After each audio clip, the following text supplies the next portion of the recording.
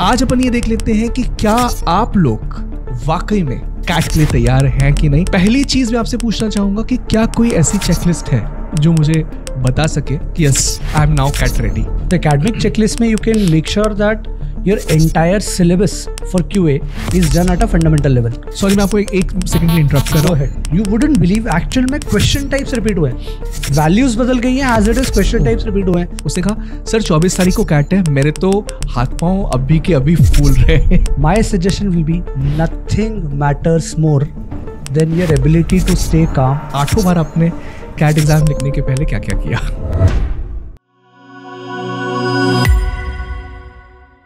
Pardon me for saying this, but हमने काफ़ी सारे लोगों से सुना है कि लड़कियां पार्टी में तैयार होने के लिए बहुत वक्त लगाती हैं। Yes, lot of people think that कि दैट्स ट्रू। लेकिन एक इंपॉर्टेंट चीज़ मैं आपसे कहूँगा कि उनका ऑब्जेक्टिव फुलफिल हो जाता है। Their objective was to look tremendously good, और वो वक्त लेती हैं लेकिन अच्छा दिखती हैं। इसी तरीके से मैंने देखा है कि जब भी कोई इंसान किसी भी पर्टिकुलर ऑब्जेक्टिव के पहले पूरी तरीके से तैयार होके आता है तो उसका ऑब्जेक्टिव फुलफिल होता है। Beat net practice before a cricket match. Sachin Tendulkar, Bharat Ratna Sachin Tendulkar के ऊपर एक ही बात कही जाती थी कि he used to do lot of net practice. इन तक वो अंदर से सेटिस्फाइड नहीं हो जाते थे, तब तक वो नेट प्रैक्टिस करते रहते थे।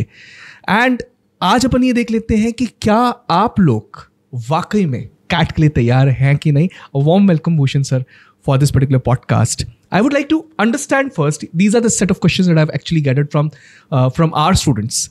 And सबसे पहली चीज़ मैं आपसे पूछना चाहूँगा कि क्या कोई ऐसी चेकलिस्ट है जो मुझे बता सके कि yes, I am now cat ready. Yes, I think you can create a checklist even if it does not exist. और चेकलिस्ट बहुत सिंपल हो सकती है। 2 लेवल्स पे आप इसको बांट सकते हो। One is academics and second is non academics. So let's start with academics वाला पार्ट। सो एकेडमिक चेकलिस्ट में you can make sure that your entire syllabus for QA is done at a fundamental level. Okay, right. क्योंकि you don't know कि किस topic से easy और किस topic से difficult question आने वाला है। तो you should be prepared for an easy question across topics. So QA के लिए that is one part. Second, previous year's question papers for all 3 areas. Right. I mean, it will be a blunder. Again, I'm repeating, it will be a blunder on your part अगर आप पिछले साल के papers पूरे solve करके नहीं जा रहे हैं कैट में। सॉरी मैं आपको एक सेकंड के लिए इंटरप्ट कर रहा हूँ। ऑडियंसेस जो भी इस चीज़ को सुन रहे हैं, सुपरक्रैट्स कैट यूट्यूब चैनल पे सारे PYQs हमने सॉल्व किए हैं। अगर अब तक आपने नहीं किए तो you can go and binge watch them. Yes sir, right. So the reason I am saying so emphatically for previous year's question paper is कि एक्चुअल में you wouldn't believe एक्चुअल में क्वेश्चन टाइप्स रिपीट हुए हैं, values बदल गई हैं, as it is question types repeat हुए हैं, including DLR, VRC and QA। Plus there is no better material available for us to practise. जितने इंस्टीट्यूट्स का जो भी मटेरियल बनता है, आई डेयर से कि वो सारा इंस्पायर्ड होता है एक्चुअल कैट के पेपर से।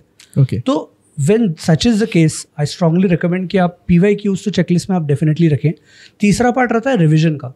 सो आई एम प्रीटी श्योर कि आपने एक फॉर्मूला नोटबुक बनाई होगी, तो मेक श्योर दैट उसका 2 या 3 बार रिविजन आप डेफिनेटली करके जाएं। Last part will be making sure that you are updated with your error logs. आपने हर मॉक के बाद एरर लॉग बनाए होंगे, जैसा we have discussed earlier in some of the sessions as well. Identify कि क्या आप सारे एरर्स को वर्क ऑन करके इंप्रूव कर पाए हो, एलिमिनेट कर पाए हो। So I think these are the broad level things that you can do in terms of checklist in terms of academics. अब अगर नॉन एकेडमिक्स वाले पार्ट में है तो make sure that you have a valid photograph जो आपको admit card पे print करना है।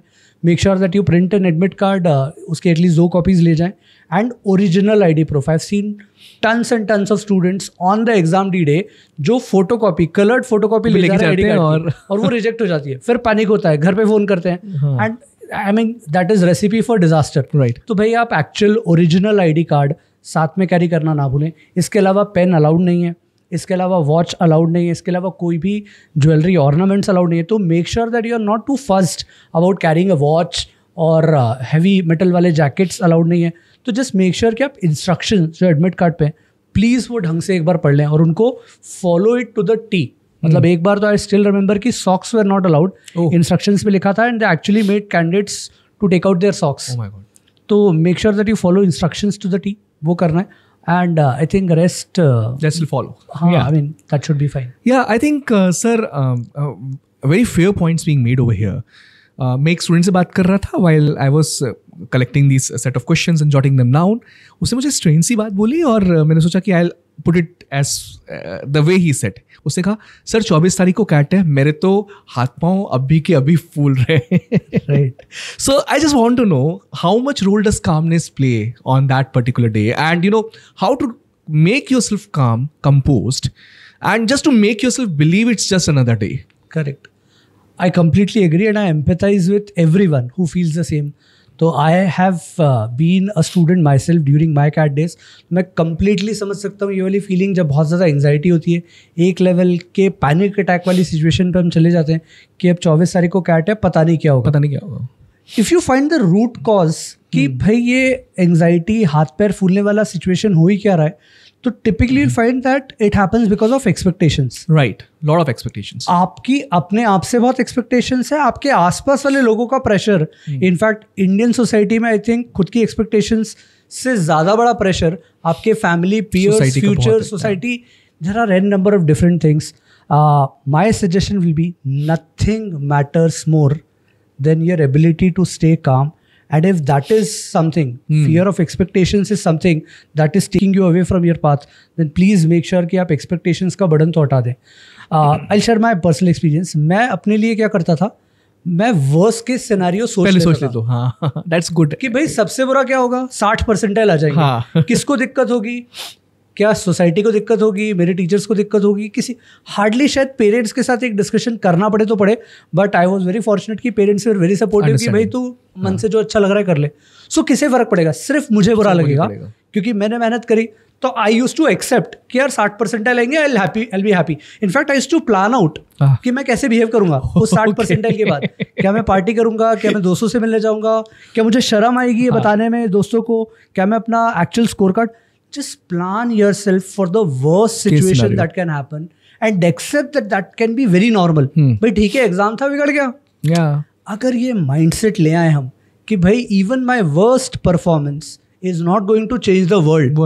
मैं अगला आइटम दे सकता हूँ. Actually it won't. मैं अगला आइटम दे सकता हूँ, मैं जॉब कर सकता हूँ, मैं अपनी लाइफ में बहुत कुछ अच्छा कर सकता हूँ. CAT is not the only way. Right. And I can reappear in CAT if that's the only way. तो द होल पॉइंट इज कि अगर हम एक्सपेक्टेशंस का प्रेशर हटा दें, which has work wonderfully well for me, कि भाई worst के सिनेरियो विजुअलाइज कर लो, उसको अपनी बॉडी के साथ, माइंड के साथ अट्यून करवा लो, and then once you are ready then express yourself. I mean cricket में बोला जाता है कि जब आपको 350 का टारगेट है, 350, 400 का टारगेट चेस करना है, you have nothing to fear. भाई शॉट मारना ही है, मैं नहीं मार पाया तो हमारे बोलते डंडा उठाना है. एग्जैक्टली.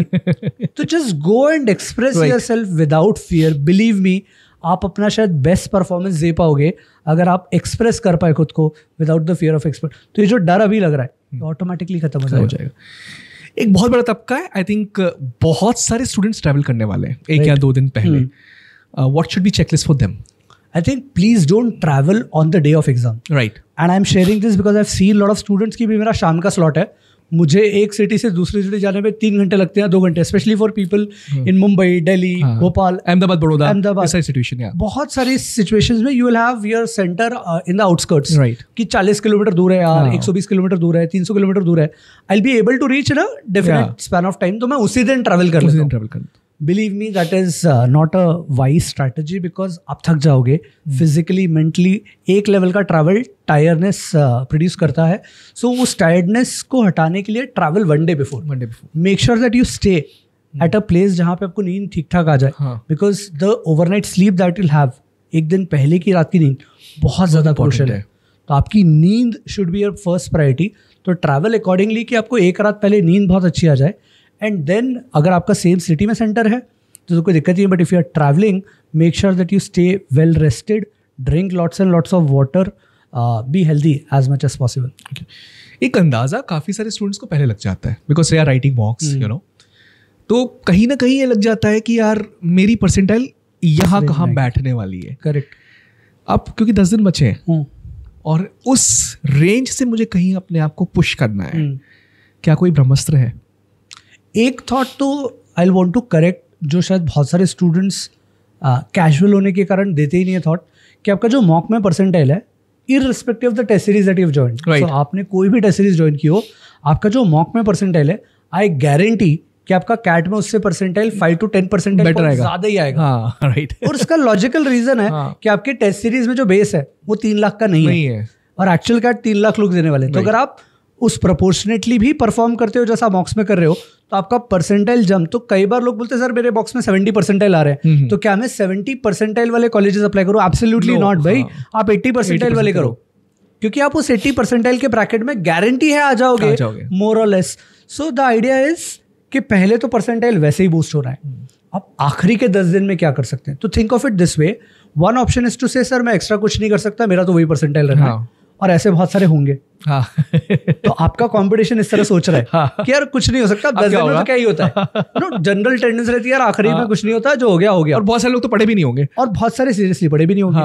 अब आप सोचो, आप अदर वे अराउंड सोचो, यार 10 दिन में मैं एक क्वेश्चन का डिफरेंस तो ला सकता हूँ। Right, that's great thought. I mean छोटा सा चेंज, 3 नंबर ज्यादा आ जाएंगे। 10 दिन में रिवीजन अच्छा कर लूंगा, एक क्वेश्चन एक्स्ट्रा कर लूंगा। तो इमेजिन आप +3 +6 पे जा रहे हो, और बहुत सारी आपकी कंपटीशन की जनता है वो -3 -6 और हर सेक्शन में कर लिया तो it is going to get humongous effect, right? Exactly.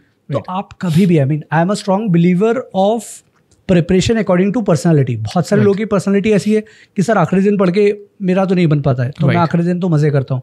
कुछ लोग रहते नहीं सर एग्जाम में जाने तक, इनफैक्ट स्कूल टाइम में शायद आपने देखा हो कि बाइक पे पीछे बैठे हैं और अपनी बुक खोल के बैठे हैं, रिविजन कर रहे हैं पेपर देने जाने के पहले।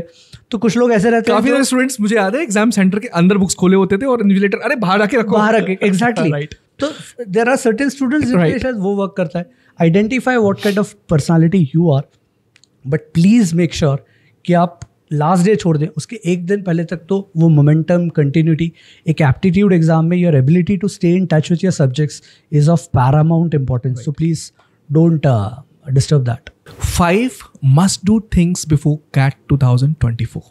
You are asking academic point of view से या इट कैन बी एनीथिंग? या 5 must do things में number 1 will definitely be being in touch. पढ़ाई मत छोड़े। मतलब बहुत लोगों का थॉट रहता है कि सर अब मैं गिव अप कर रहा हूँ, जो होगा देखा जाएगा, अब पढ़ाई नहीं हो रही मुझसे। भाई take a break for a day, अगर इतना ओवरवेलम हो गया तो take a break, but CAT तक please make sure that you prepare and not give up. मतलब इसको अगर मैं if you can put it philosophically, if you accept your defeat before the war you are already a loser, right? और बहुत सारे students मान लेते हैं कैट के पहले ही कि मेरा कैट में कुछ नहीं होने वाला है। तो प्लीज इस माइंडसेट से बचें, एंड तक पढ़ाई करो। So that is number 1, that your mindset should be to give your best shot. Second will be revision, कि आप रिविजन को इग्नोर नहीं कर सकते। आपने जो पढ़ लिया है उसका ही आउटपुट आप डिलीवर कर पाएँ, ये बहुत बड़ा चैलेंज है। तो that is second. Third, make sure that your biological clock is attuned with the actual time slot. तो अगर आपका सुबह 8:30 से 10:30 का पेपर है, विच आई एम प्रीटी श्योर कि इस जनरेशन के लिए बहुत बड़ा चैलेंज रहेगा, क्योंकि रिपोर्टिंग टाइम सुबह 7 बजे करेगा। तो सुबह 7 बजे के लिए क्या हमें 5:30-6 बजे उठना पड़ेगा? हाँ, उठना पड़ेगा। और आप सिर्फ कैट के दिन अगर ये सोचो कि मैं उस दिन उठ जाऊंगा और मैं फ्रेश रहूंगा सुबह 8 बजे, तो I don't think that is going to be possible. तो एडमिट कार्ड सबके पास है, you now know the exact time slot. Please make sure that आपका पूरा एंटायर बायोलॉजिकल क्लॉक ऐसा सेटअप हो कि आपका सबसे फ्रेश टाइम, सबसे अवेक टाइम, सबसे एजाइल टाइम उस टाइम स्लॉट पे हो जब आपको एग्जाम देना है। तो make sure that you appear in mocks. अभी आप जो 2-3 मॉक्स रिमेनिंग टाइम में अपीयर करेंगे वो भी एग्जैक्टली उसी टाइम पे दें जिस टाइम पे आपका एक्चुअल स्लॉट आया है। So that is number 3। Fourth and fifth part can be making sure that you don't panic at the last moment. तो आपका आईडी कार्ड, एडमिट कार्ड, आपकी लोकेशन, सेंटर प्लीज़ एक दिन पहले विजिट कराएं, बिकॉज हो सकता है for lot of people who are travelling a lot, रास्ते ब्लॉक्ड हो, ऑल्टरनेट रास्ता हो, एंड मोमेंट पे कुछ चेंजेस आ जाएं। तो जस्ट बी वेरी श्योर कि आप अपने सेंटर तक बड़ी कन्वीनियंटली पहुंच जाएं without any panic. So fourth part will B along those lines, that making sure that everything else is fine. And the last part which I think a lot of people do not rate it very highly is good amount of rest and sleep. Yeah. I think अगर आप anxiety, panic attack, being calm, इन सब चीज़ों को analyze करेंगे, you will realize the core cause is lack of good sleep. मतलब आप anxious हो शायद इसलिए नींद नहीं आ रही, और नींद नहीं आ रही है इसलिए एंजाइटी और बढ़ रही है। Right. तो इट्स अ विशियस साइकिल। तो make sure do whatever it takes. Physical activity से अगर अच्छी नींद आती है, make sure you do that, but make sure that you get good sleep, good rest, so that you are actually super fresh on the D-Day. All right, I think it's a good food of thought for all the people who have listened to you right now. But एक आखिरी question, मैंने सोचा कि एक आखिरी हमेशा interesting question ही रखते हैं, तो इस पॉडकास्ट में भी सही. तो आप खुद 99.8 परसेंटाइलर रहे हैं, not once but for 8 times. मैं एक क्वेश्चन आपसे पूछना चाहता हूँ सर, 8 बार आपने कैट एग्ज़ाम लिखने के पहले क्या क्या किया? आई थिंक मैं वो शेयर करता हूँ जो आई थिंक ज़्यादा वैल्यू ऐड करेगा. Last year was the only year where I could not get a 99.8 percentile, and I think I did not appear in enough mocks because I was busy in lot of things in terms of teaching training. तो मैं एक जो गलती कर चुका हूँ, I think बाकी लोगों को नहीं करना चाहिए, कि irrespective of the amount of preparation that you would have done, I think not staying in touch with the subject plays a huge role. अगर आप 10 दिन 15 दिन पढ़ना छोड़ दें तो it takes away lot of momentum and continuity, जो उस speed based, aptitude based, intelligence based exam में बहुत ज़रूरी है. वो फ्रेम ऑफ माइंड बहुत ज़रूरी है where you are in the zone. तो मॉक्स, कंसिस्टेंसी, मोमेंटम, ये इंपॉर्टेंट वर्ड्स हैं. तो आई थिंक वो गलती मैंने जो करी है वो मैं बता दूं कि please make sure that you. अच्छा, did I appear in a lot of mocks in all the previous attempts? Yes. In fact, a lot of analysis sessions I used to take after every mock. Oh. So I think mock dena or mock ki analysis, these are the things that have worked really well. And on the counter, these are the things that have made me get a less percentile when I haven't done them. So I think that's one part. Rest, I think just because I've been able to stay calm and normal, if you can have that approach, I think that works wonderfully well for a section like DLR. कि आप panic ना करें, just take it as a challenge कि वो puzzle है और वो आपको चैलेंज कर रहा है कि मुझे सॉल्व करके बताओ. If you take it positively, you will be able to do really well. Alright, so कितने तैयार हैं आप? अपने आप से पूछिए, are you actually ready for CAT 2024?